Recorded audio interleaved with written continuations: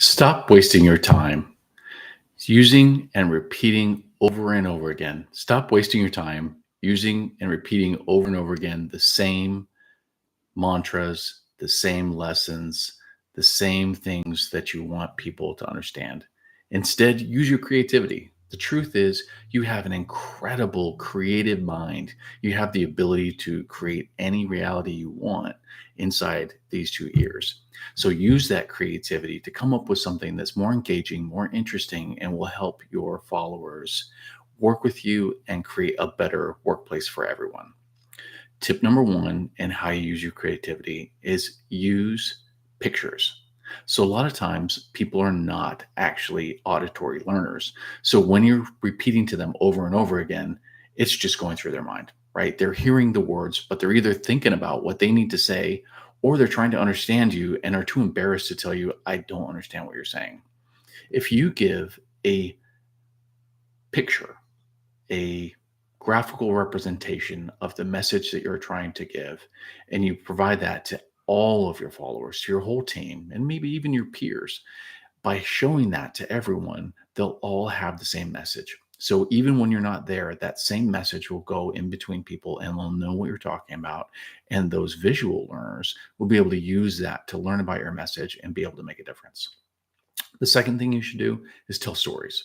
So if you tell a quick story, people will really remember it. If you don't tell a story, people will usually forget what you're saying. They're busy, they're working hard, they're doing all the millions of things that they have to do in that day. But you know what? If you tell them a story, they'll remember. One day I had Bob. Bob was an absolutely fantastic employee. I loved him. And none of the employees were getting along with him. I couldn't understand why he was coming in at night and doing his work, and then nobody saw him until the next day. And one day I asked Bob, "Hey, Bob, do you have any mentees?" And he said, "Well, no, I don't have any mentees, but I do really good work. And this is really important. A lot of people just don't understand what I do for a living." So I said, "Hey, Bob, how about we get you a couple of mentees and they start to learn what you do?" And the wonderful thing about mentorship is you'll find you learn just as much as a mentor as you do as a mentee. And so we gave him a couple of mentees. And you know what? He started coming in during the day. So once a week, he would come in during the day and he would meet with his mentees. They would go over the ways that he set up Monte Carlos and furballs and all sorts of different tests and mathematical equations because Bob was a mathematical genius. So by showing people how to set these up, he didn't have to make them mathematical geniuses, but he showed them how to do something they had no idea how to do and had no idea Bob was doing for the team. And so his mentees began to learn. And Bob began to learn more about the system and why the tests were the way they were and how the results were being used by the team during the day. And all of a sudden, you had this relationship between Bob and his mentees that was benefiting the entire team. See, that's an example of a story. And that story is going to stick in your mind. You're going to remember Bob and his mentees.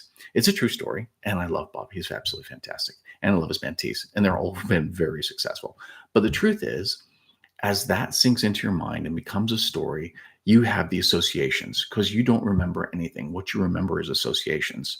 So you created in your mind all these different patterns. You know, if you're using AI, you are familiar with cognitive learning. So the same way your brain works, right? It finds all these different patterns, puts all those patterns and pieces together, and then you remember all the pieces and connections in between things. So very much like model-based system engineering, you have all of the activities and all of the relationships between these different things that then become a story in your mind that you can tell to others and you remember yourself to actually have the point.